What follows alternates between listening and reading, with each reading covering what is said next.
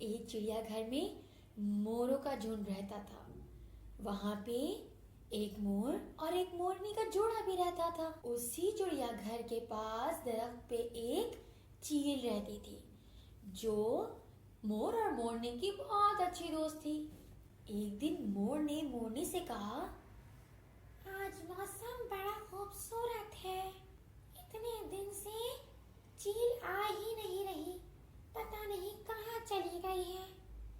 मेरा तो आज डांस करने का बहुत दिल चाह रहा है।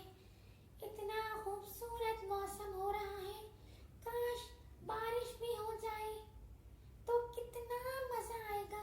मैं खूब डांस करूँगा और चील भी आ जाए, न जाने कहाँ चली गई है।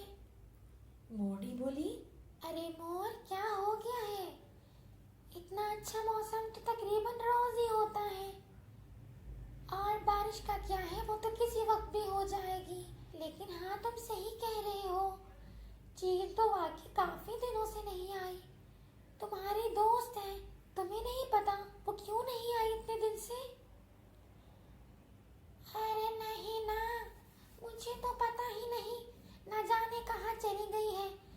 अच्छा छोड़ो, एक काम करो, तुम कोई अच्छा सा गाना गाओ और मैं खूब डांस करूँगा।